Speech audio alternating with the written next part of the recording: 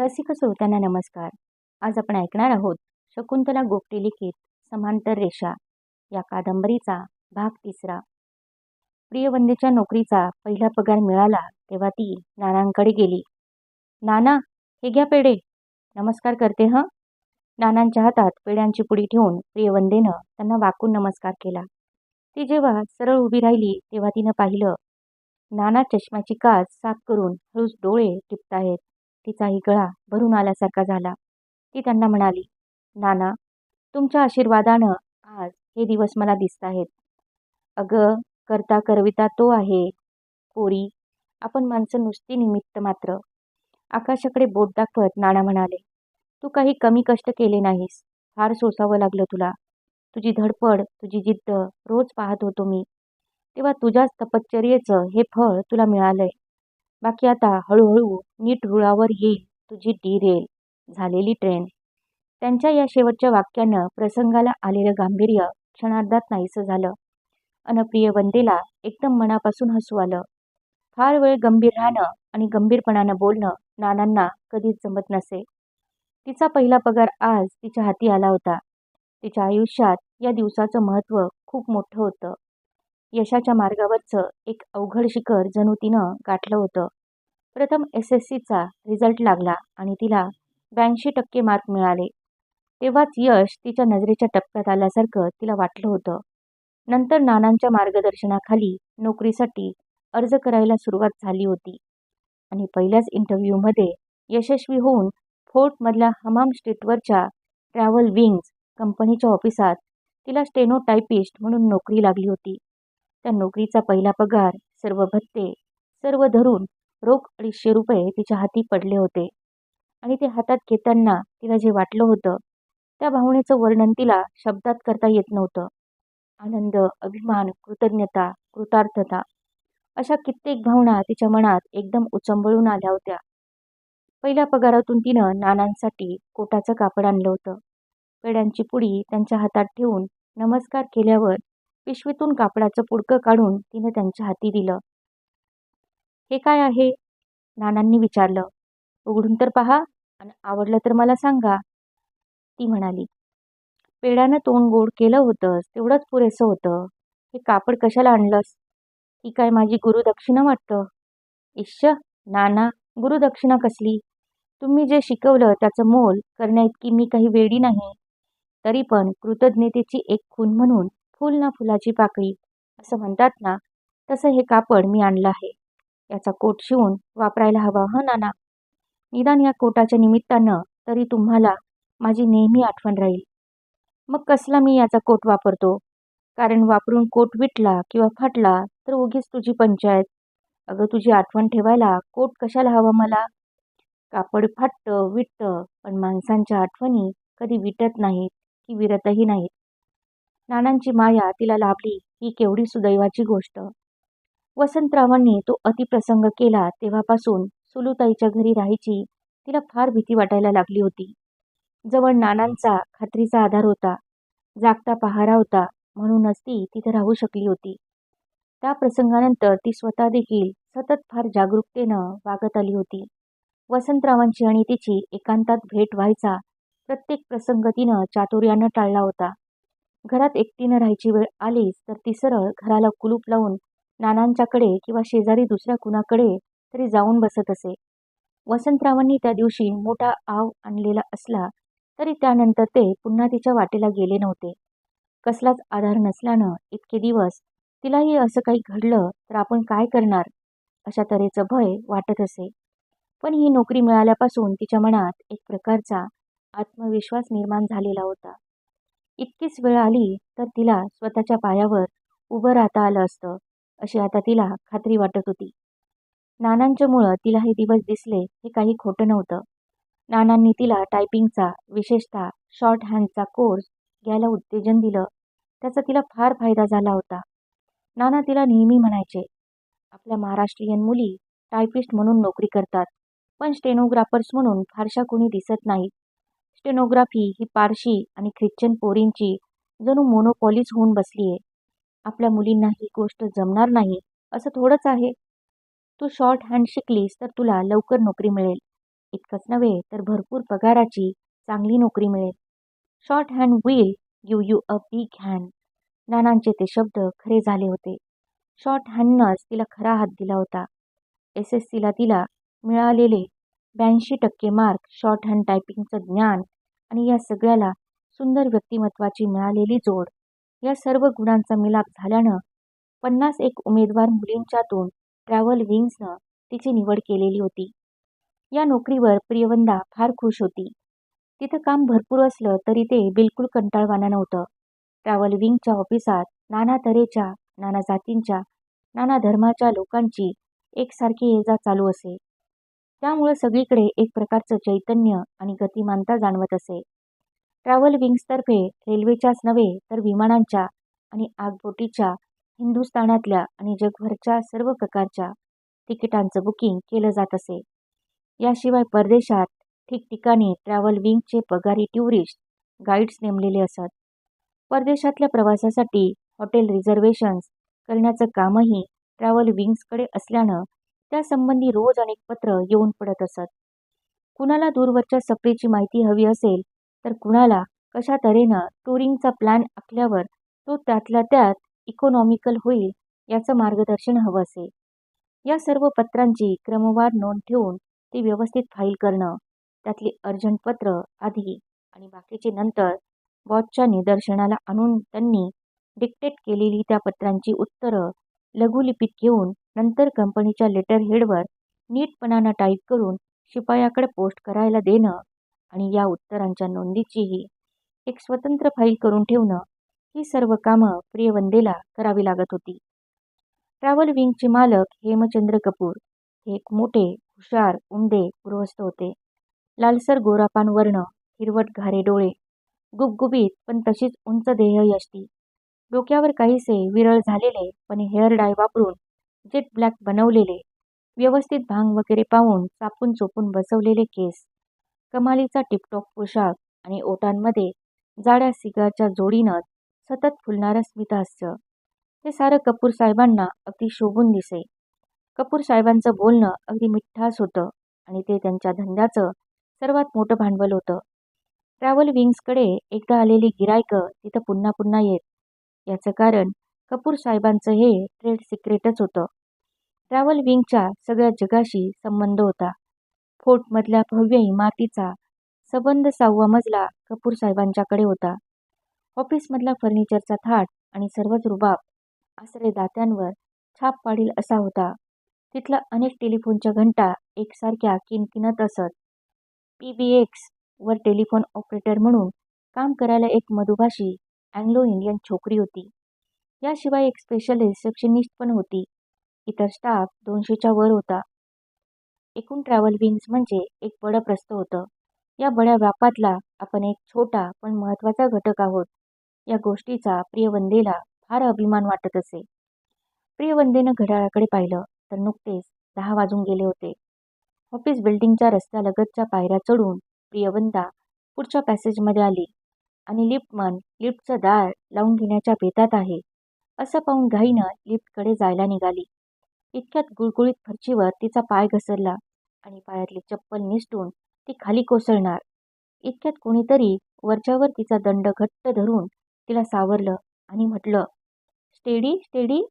5 मिनिटं उशीर झाला तर कपूर साहेब काही अंगठे धरून उभं राहायची शिक्षा करणार नाहीत तुम्हाला. Till you behave just like a school girl. कशाला एवढी घाई हवी? प्रियवंदेनं भावरून वर मान करून पाहिलं. तिचा दंड धरून तिला सावरणाऱ्या त्या रुबाबदार, हसतमुख तरुण गृहस्थांना आपण यापूर्वी कुठंतरी पाहिलंय हे तिला काही केले आठवेना. त्यांनी अगदी सहजपणानं तिला स्पर्श केला होता, पण तिला उगीचच थरथरल्यासारखं होऊन गेलं. तिचा दंड सोडून त्यांनी लिफ्टमनला खून केली तेव्हा त्यांना अदबीनं सलाम करून लिफ्टचं दार पूर्ण उघडून धरत तो एका बाजूला झाला.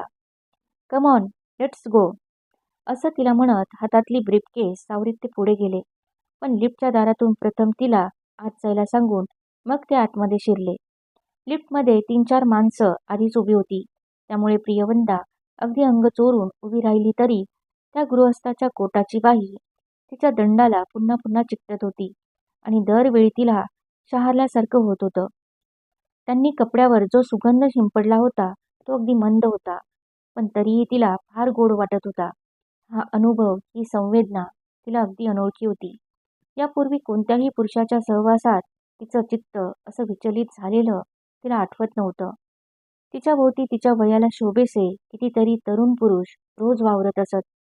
त्या मानानं हे गृहस्थ तिच्यापेक्षा बरेच मोठे, निदान 27-28 वर्षांचे तरी होते. शिक्षण, पोझिशन सर्वच बाबतीत त्या दोघांच्यात खूप मोठं अंतर होतं. तिला त्यांचं नाव देखील माहिती नव्हतं आणि म्हणूनच आपल्या मनाचा आज असा संभ्रम का व्हावा याचं तिला मोठं नवल वाटत होतं. हे आकर्षण आणि ही लज्जा सगळंच मोठं विचित्र होतं. पण तिला जे वाटत होतं ते वाटू देणं किंवा न देणं काही तिच्या हातचं नव्हतं. तिची आणि त्यांची नजरानजर झाली की ते किंचित हसत होते आणि त्या स्मित हास्यानं त्यांच्या ओठाच्या डावे बाजूला एक मजेदार धुमड पडत होती. यांना आपण पूर्वी कुठं पाहिलंय? विचाराला कितीही ताण दिला तरी तिला ते आठवत नव्हतं. इतक्यात त्यांनी लिफ्टमनला विचारलं, तुझ्या मुलाचं आता कसं आहे रे काशीराम? बरं आहे साहेब, आपल्या किरपेनं खूप बरं आहे. अरे बाबा, कृपा त्याची हवी, असं म्हणून हसत ते गृहस्थ त्यांना जायचं होतं तिकडे निघून गेले. प्रिय वंदेला नकळत हसू आलं. नाना मेहेंदळे तिला अगदी त्याच शब्दात अन अशाच तऱ्हेच्या आविर्भावात म्हणाले होते.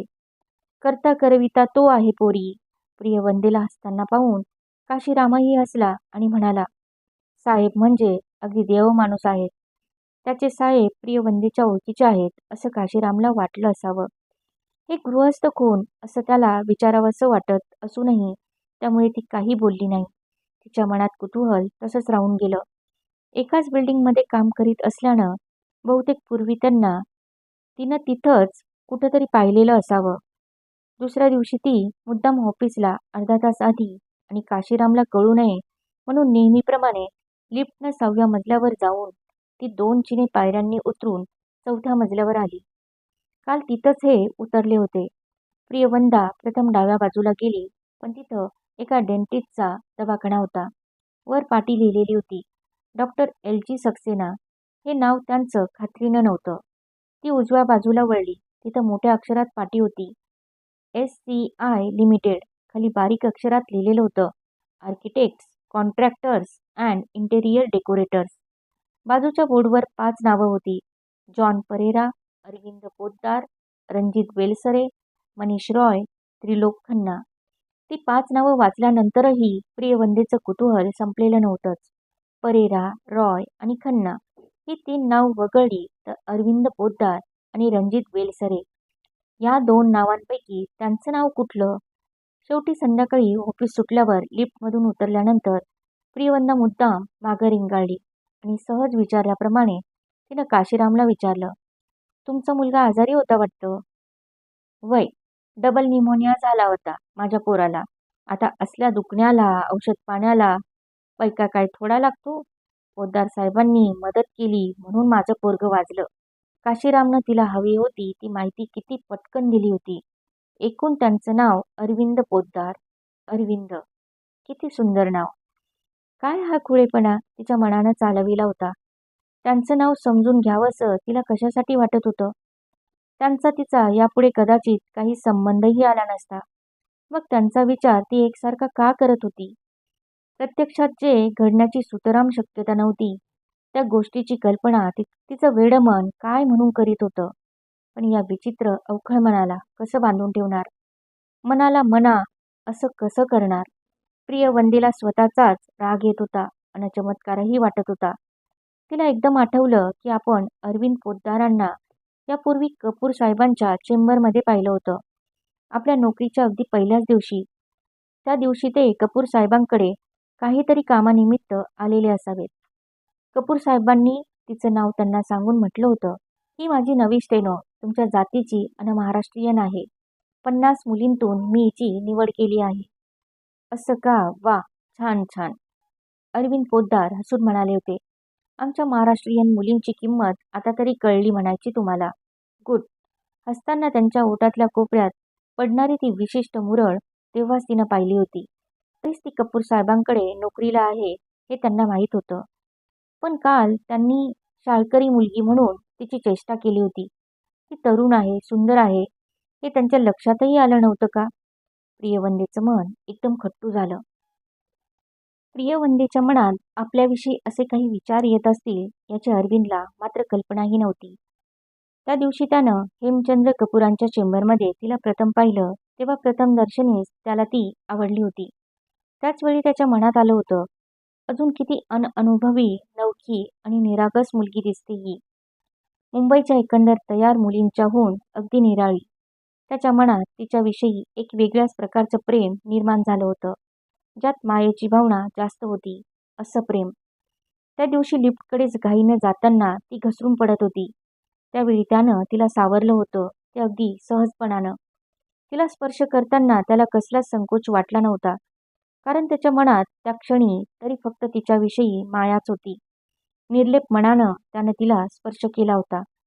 त्यानंतर प्रियवंदेची आणि अरविंदची अधूनमधून लिफ्टमध्ये, ऑफिस बिल्डिंगमध्ये किंवा कधीकधी रस्त्यातही गाठ पडू लागली आणि अरविंदाची तिच्याकडे बघण्याची दृष्टी त्याच्या नकळत हळूहळू बदलत गेली.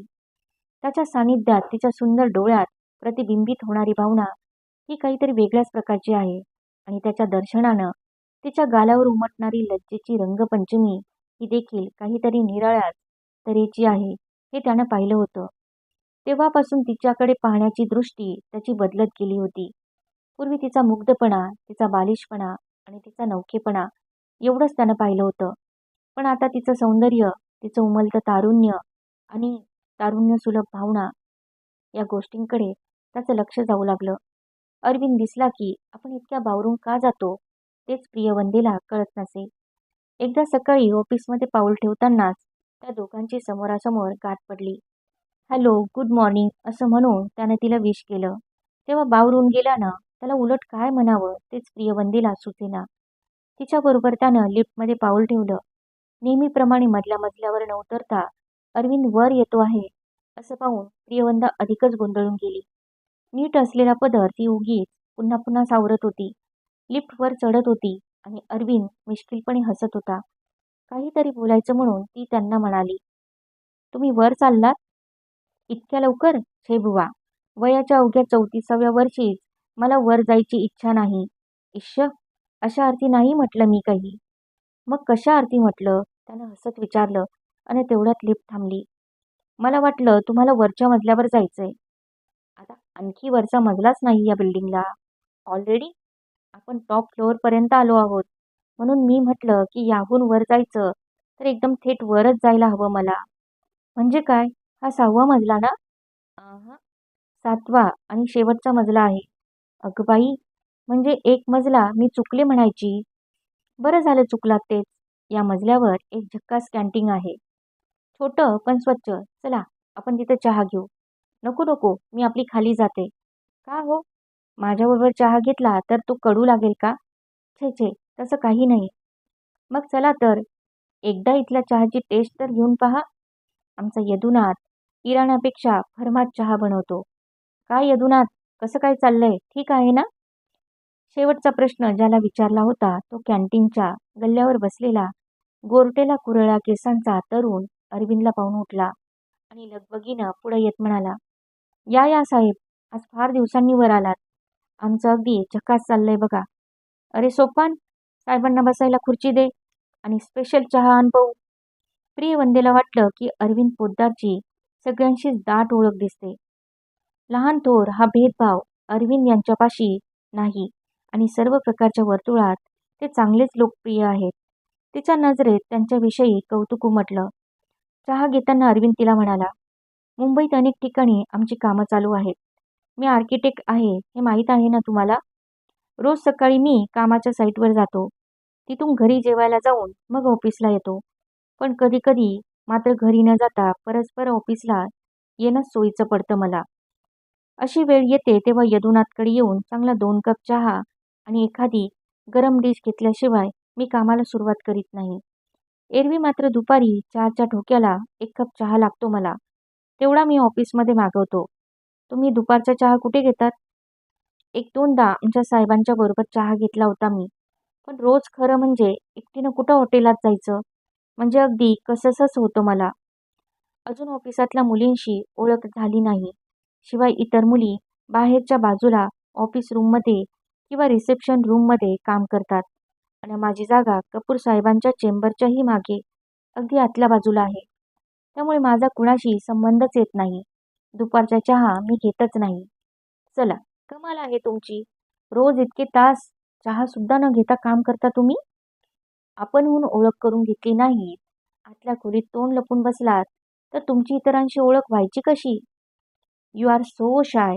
थांबा, मला तुमच्या चहाची व्यवस्था केली पाहिजे. अरे यदुनाथ, या मिस प्रियवंदा केतकर आपल्या कपूर साहेबांच्या ऑफिसात स्टेनो म्हणून नुकत्याच लागल्यात. कपूर साहेबांच्या चेंबर शेजारीच त्यांचं टेबल आहे. रोज दुपारी त्यांना न चुकता तू चहा पाठवत जा तिथं आणि मंथली बेसिसवर त्यांचं बिल करून पाठवत जा. मग पुन्हा प्रियवंदेकडे पाहून ते म्हणाले, काही खायला बियला लागलं तर संकोच न करता मागवत जा बरं का. प्रियवंदेनं खाली पाहत हळूच बरं म्हटलं. यदुनाथनं आज दुपारपासूनच मी चहा पाठवतो असं म्हणून आपल्या समोरच्या लेजर बुकात तिचं नाव टिपून घेतलं. त्या दिवसापासून रोज दुपारी न चुकता तिच्यासाठी चहा येऊ लागला. ऑफिसमध्ये हळूहळू सर्वच बाबतीत तिचं बस्तान ठीक बसत चाललं होतं. पण इकडे सुलूताईच्या घरी मात्र प्रियवंदेची बसलेली घडी विस्कटल्यासारखी झाली होती.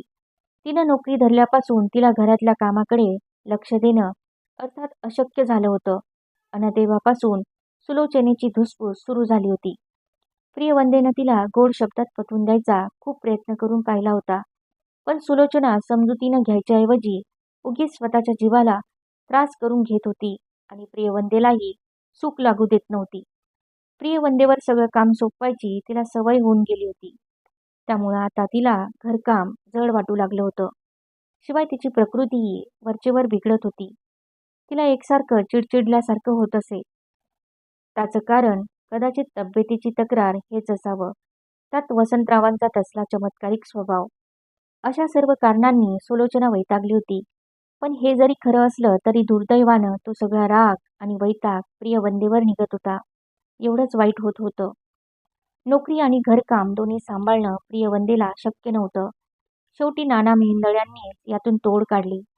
प्रियवंदा नोकरीला लागल्यापासून ती सुलोचनेला स्वतःच्या खर्चाचे म्हणून महिन्याला 50 रुपये देऊ लागली होती. पण प्रियवंदेनं त्याऐवजी 70 रुपये द्यावेत आणि घरच्या दोन्ही वेळच्या सर्वच कामाला भरपूर पगार देऊन सुलोचनेनं एखादी बाई पाहावी असं नानांनी सुचविलं आणि थोड्याफार नाखुशीनंच का होईना सुलोचनेनं ते मान्य केलं. घरकामाला सावित्रीबाई नावाची एक गरिबाची ब्राह्मण विधवा बाई नानांनीच पाहून दिली. सावित्रीबाई स्वयंपाक चांगला करायच्या, पण त्यांचा स्वभाव अत्यंत फटकळ आणि सोवळ्या ओवळ्याची चिकित्साही फार होती. त्यामुळे सुलोचनेला त्यांचा त्रास वाटत होता. वसंतरावांना सकाळी कधी कधी ऑमलेट लागायचं आणि घरी अंडी आणत असलात तर मला तुमचं काम जमणार नाही असं सावित्रीबाईंनी स्वच्छ सांगून टाकलं होतं. त्यामुळे अलीकडे ऑमलेटचा प्रोग्राम जेवणघराऐवजी बेडरूममध्ये गुपचूप उरकून घ्यावा लागत होता. मुलांना सांभाळायचं काम तर सावित्रीबाईंना मुळीच जमत नव्हतं, कारण मुलांशी कसं जमवून घ्यायचं हेच त्यांना समजत नव्हतं. त्यामुळे एकंदरीत गृहसौख्यात उणीव राहिली होती.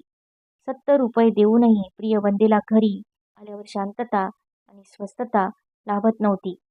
एकूण सुलोचना आणि प्रियवंदा दोघीही मनातल्या मनात नाराज होत्या. वसंतरावांच्या बाबतीत घडलेला तो प्रसंग प्रियवंदेनं सुलूताईपाशी सांगितला नव्हता. अर्थात वसंतरावांनी धमकी दिली म्हणून ती गप्प बसली नव्हती. पण सुलूताईची या गोष्टीबद्दलची नेमकी प्रतिक्रिया काय होईल याची प्रियवंदेलाही नीटशी कल्पना करता येत नव्हती. म्हणून ती काही बोलली नाही. सुलोचनेचा स्वभाव आत्ताशी भारी चमत्कारिक झाला होता. अर्थात वसंतरावांच्या बाबतीत तरी प्रियवंदेला सुलूताईबद्दल सहानुभूतीच अधिक वाटत होती. आपली बायको म्हणजे आपली आश्रित असे विचार बाळगणारा आणि वैवाहिक निष्ठा पायदळी तुडविणारा वसंतरावांसारखा उद्दाम आणि अप्पलपोटा नवरा सुलूताईला का मिळावा ही खरोखर दुर्भाग्याची गोष्ट आहे असं प्रियवंदेला वाटे. सुलोचना आर्थिकदृष्ट्या वसंतरावांवर अवलंबून होती. हे खरं असलं तरी घरोघर बहुतेक बायकांची ही स्थिती असते. पण म्हणून सगळे पुरुष बायकोला आश्रित समजून तिचा असा पदोपदी पाण उतारा करीत नाहीत. पत्नी पतीच्या सर्वस्वी अंकित असली तरीही त्याला ती गृहस्वामिनी वाटते. सुलोचनेच्या नशिबी हे सौभाग्य नव्हतं. ऑफिसमधून घरी आल्यानंतर घरच्या कटकटी टाळण्यासाठी प्रियवंदा मुकाट्यानं घरातून बाहेर पडून नानांच्याकडे बसू लागली होती. त्यांचा क्लास पूर्वीपेक्षाही जोरात चालत होता. तिथं प्रियवंदेचा वेळही चांगला जायचा. नाना मेहेंदळ्यांच्या सर्व विद्यार्थी-विद्यार्थिनींनी त्यांच्या 61चा समारंभ जरा थाटात करावयाचा असं ठरवलं होतं. दादरमधलाच एक हॉल भाड्यानं घेऊन तिथे हा समारंभ करायचा होता. हॉलच्या सुशोभनासाठी लागणारी कागदी फुलं, कागदाच्या जपानी पद्धतीच्या लांब लांब रंगीबेरंगी माळा, फुगे, पताका, कलाबूट वगैरे साहित्य आणायचं काम प्रियवंदेकडे आलं होतं. म्हणून ऑफिस सुटल्यावर कॉफर्ड मार्केटच्या बाहेरच्या बाजूला मांडलेली छोटी दुकानं असतात, तिकडे प्रियवंदा एका संध्याकाळी गेलेली होती. ती खरेदी उरकल्यावर सरदार गृहाच्या रस्त्यावरून तशीच पुढं चालत दुकानात शोकेशमधल्या मालाकडे बघत रमत गमत ती मेट्रो सिनेमापाशी आली. मेट्रोपाशी नानांच्या क्लासमधले काही विद्यार्थी-विद्यार्थिनी एकत्र जमणार होते. मग सगळे मिळून फोर्टमधल्या घड्याळाच्या दुकानातून हिंडून नानांसाठी म्हणजे नानांच्या क्लाससाठी एक मोठं वॉल क्लॉक खरेदी करणार होते. याशिवाय नानांसाठी म्हणून ताट, वाटी, लोटी, भांडं असा एका माणसाचा जेवणाचा स्टील ताटवाटीचा सेट घेऊन झालेला होताच. प्रियवंदा मेट्रोपाशी पोहोचली तेव्हा तिथं रेगे नावाचा एक विद्यार्थी हजर होता. 3 विद्यार्थी आणि एक विद्यार्थिनी अजून यायचे बाकी होते. रेगेशी बोलत ती इतरांची वाट पाहत होती. इतक्यात थोड्या अंतरावर एक टॅक्सी येऊन थांबली. त्या टॅक्सीतून आधुनिक वेशभूषा केलेली आणि भडक मेकअप केल्यानं वेश्येसारखी वाटणारी एक स्त्री उतरली. टॅक्सीच्या दुसऱ्या दारातून तिच्याबरोबर आलेला पुरुष उतरला आणि प्रियवंदा एकदम दचकली. ते वसंतराव होते, सुलुताईचे मिस्टर. टॅक्सीचे बिल देऊन वसंतराव त्या स्त्रीपाशी आले आणि तिच्या पाठीवर हात टेकवत त्यांनी तिला चल किंवा असंच काहीतरी म्हटलं. नखरेलपणानं मान उरडत, डोळ्यांची भुवयांची कृत्रिम हालचाल करत त्यांच्या दंडाला दोन्ही हातांनी धरून अर्धवट लोंबकळतच ती त्यांच्याबरोबर मेट्रोकडे गेली. दोघंही आत जाऊन दिसेनासे झाले तरी प्रियवंदा थक्क झाल्यासारखी त्याच दिशेकडे टक लावून बघत होती. वसंतराव या स्थितीत यावेळी इथं? कोण कुठली ती रंगेल भवानी? तिला घेऊन मेट्रोचं पिक्चर बघायला यायचं त्यांना काय कारण? छे छे, वसंतराव किती कमालीचे नीच होते. सुलुताईशी ते बिनदिक्कत प्रतारणा तर करत होतेच, पण तीही इतक्या खालच्या पातळीवर उतरून? या अशा माणसाशी तिच्या सुलुताईचं आयुष्य कायमचं बांधलं गेलं होतं. प्रियवंदेला वसंतरावांचा जेवढा संताप येत होता तितकीच सुलुताईची कीव येत होती. बिचारी सुलुताई, खरंच बिचारी वाटत होती सुलुताई. मिस केतकर, अहो मिस केतकर, तुमचं लक्ष कुठे? आपले सगळे लोक आलेत, चला घड्याळाच्या दुकानात जायचं ना? जवळ उभ्या असलेल्या रेगेच्या हाकेनं ती भानावर आली. एक दीर्घ सुस्कारा सोडून ती रेगेबरोबर इतर मुलामुलींच्यात जाऊन मिसळली. सगळेजण उत्साहाने निरनिराळी घड्याळं पाहत होते. दुकानदाराशी किमतीसाठी घासाघीस करत होते. प्रियवंदेचं मात्र चित्त त्या खरेदीत नव्हतं. तिच्या मनाला बसलेला धक्का ओसरला नव्हता आणि अगदी अचानक तिला अरविंदांची आठवण झाली. अरविंद सुसंस्कृत होता, सालस, सुस्वभावी आणि अत्यंत सभ्य वर्तनाचा अरविंद वसंतरावांपेक्षा किती निराळा होता. लिफ्टमनपासून वरच्या थरापर्यंतच्या सर्वच लोकांशी सारख्याच खेळीमेळीनं वागणारा अरविंद, स्वतःच्या कर्तबगारीनं उच्चपदी चढूनही वरचढ न झालेला अरविंद, त्याच्याविषयी प्रियवंदेच्या मनात ही जी अनामिक ओढ लागली होती त्या ओढीचा अर्थ तिला समजत नव्हता. अरविंद साधारण 34 वर्षाचा होता, म्हणजे तिच्याहून जवळजवळ 15 वर्षांनी मोठा होता. इतरही सर्वत्र बाबतीत तो तिच्याहून फार मोठा होता, पण तरीही तिचं मन त्याच्याकडेच ओढलं जात होतं. एकदम तिच्या मनात आलं, अरविंद विवाहित असेल का? तिची त्याच्याशी ओळख असली तरी अजून तिला त्याची विशेष माहिती नव्हती. का कुणास ठाऊक तो विवाहित असेल ही कल्पनाच तिला नकोशी वाटत होती. म्हणून स्वतःच्या मनात त्याचं चित्र रेखाटताना एक अविवाहित तरुण पुरुष याच स्वरूपात ती त्याला पाहत होती. अरविंद आणि वसंतराव या दोघांची तुलना नकळत तिच्या मनात होत होती. वसंतरावांशी लग्न होऊनही खऱ्या अर्थानं तिची सुलुताई सौभाग्यवती झालेली नव्हती, पण अरविंदांचं पत्नीपद भूषविण्याचं भाग्य जिला लाभेल ती खरी सौभाग्यवती होईल. या कल्पनेसरशी प्रियवंदेला उगीच लाजल्यासारखं झालं. जरा वेळानं ते विचार बाजूला सारून तिनं आजूबाजूला पाहिलं. तिच्याबरोबरच्या सहअध्यायांनी पसंत केलेलं घड्याळ दुकानदार उंचावरच्या केसमधून खाली काढत होता.